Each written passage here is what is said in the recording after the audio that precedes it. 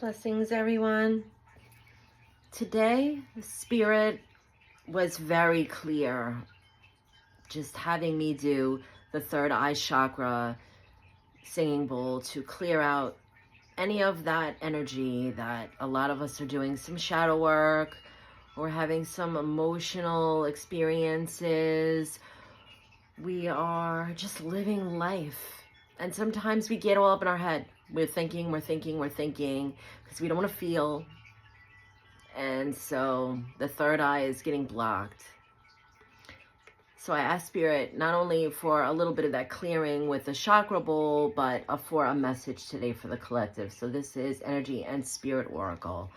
And it gives a little bit of a comfort, kind of to get out of the monkey mind and give us a focus of some sort, something that we can meditate on, contemplate, consider throughout the day, whoever's drawn to see this video.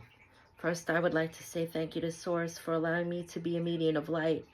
And I ask Spirit to step forward to help bring a message for the collective for our highest good.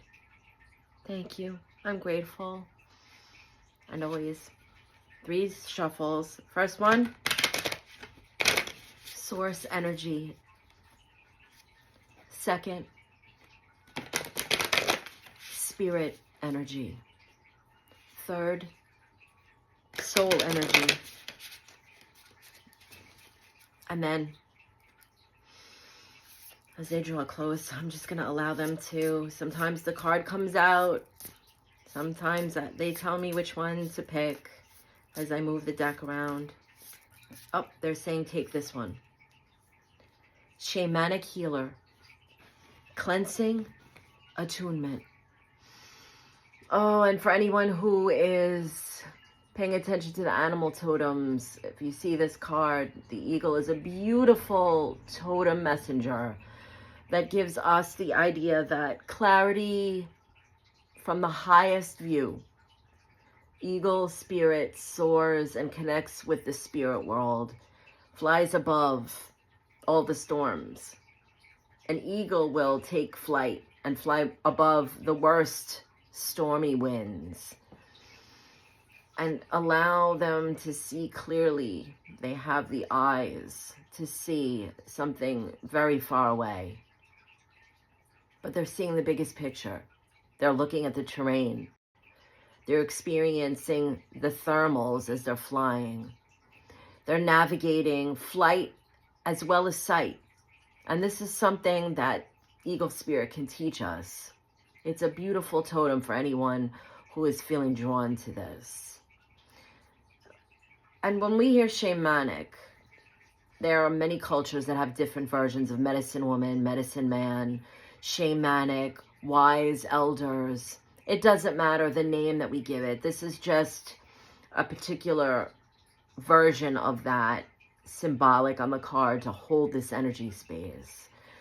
And they're saying that inside all of us is that innate wisdom that we have gathered lifetime after lifetime, that we don't have to call upon always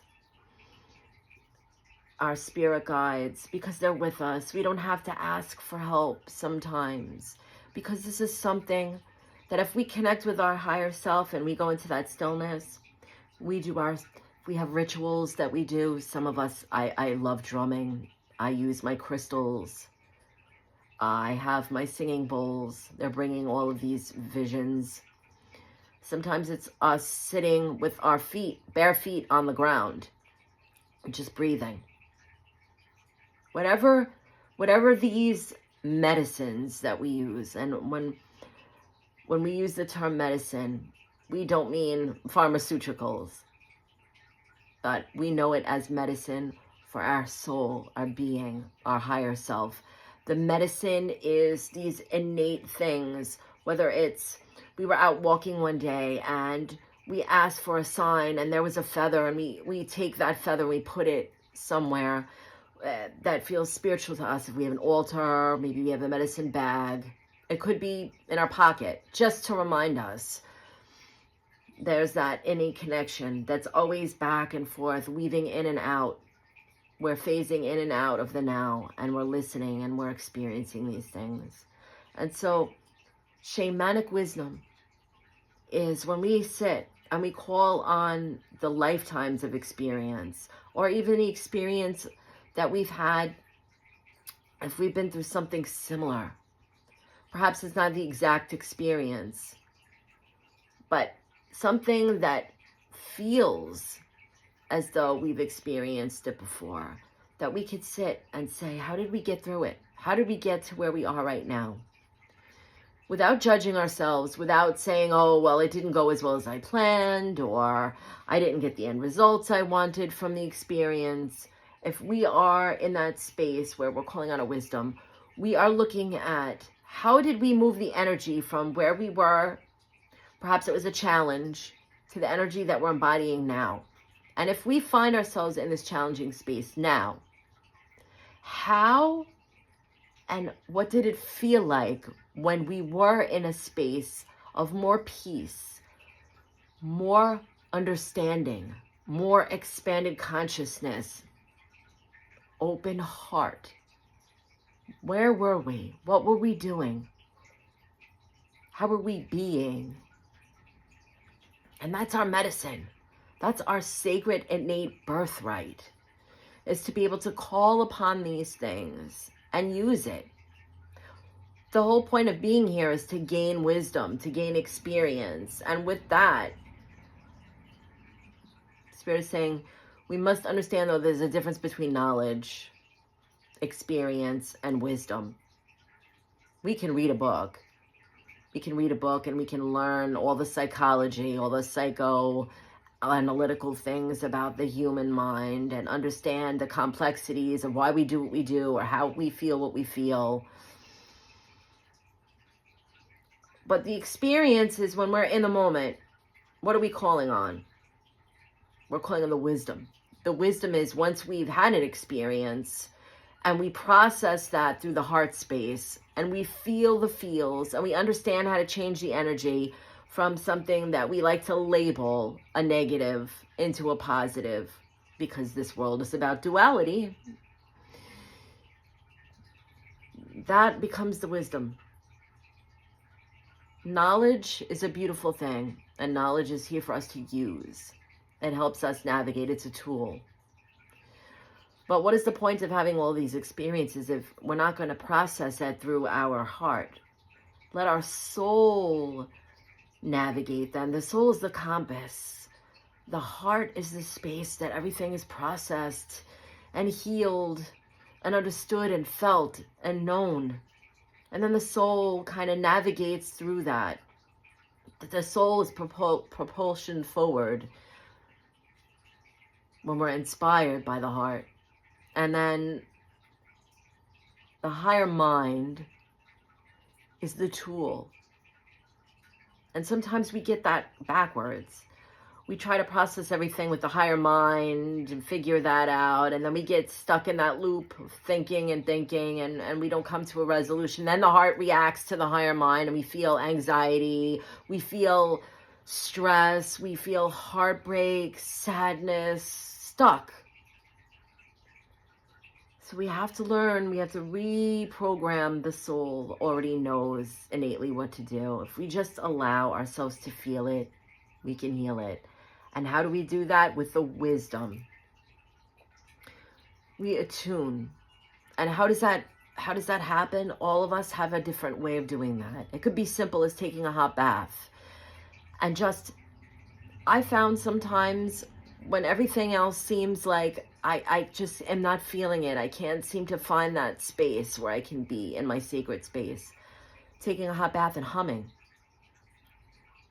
I know some people are familiar with the Tibetan throat singing, but humming, feeling that vibration through the body brings us right into the present moment when we start recognizing, when we're having monkey mind, thought, and we're not processing through the heart space.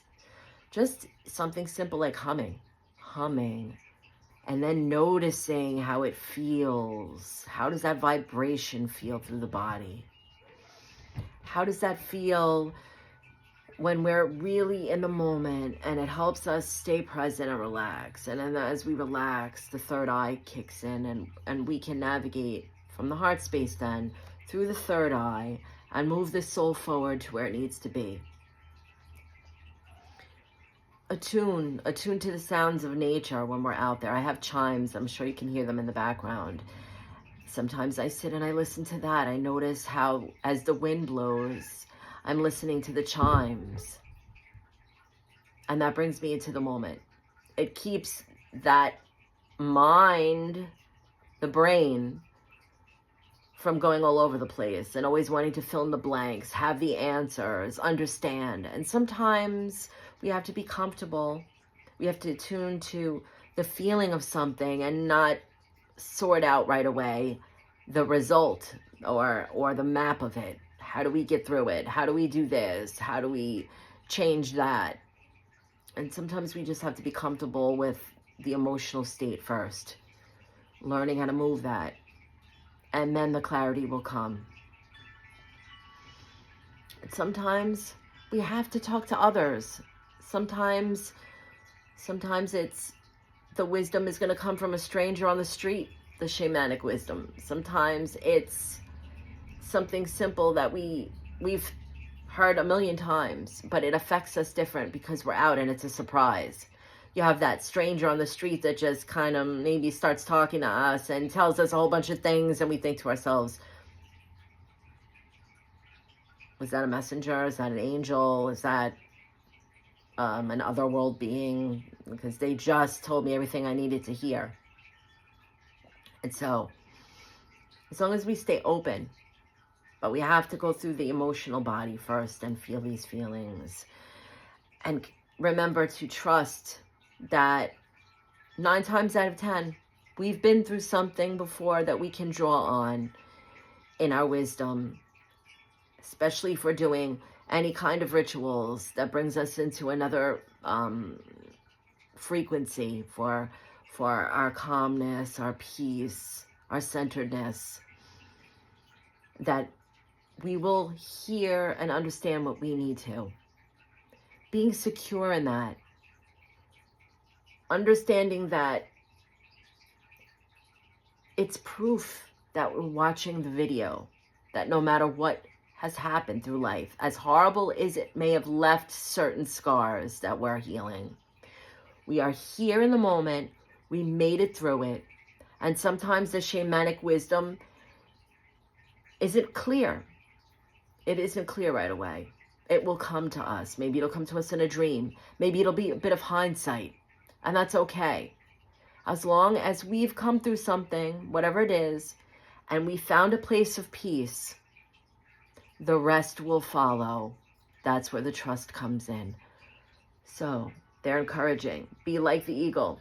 Maybe you'll start to notice that you'll fall upon some eagle pictures, or you'll be out and about in your day and you'll see an eagle flying around in the sky, or maybe somebody will mention the word eagle in on the television or in a song that we're listening to. Just know that that is beautiful, strong medicine to take the highest view.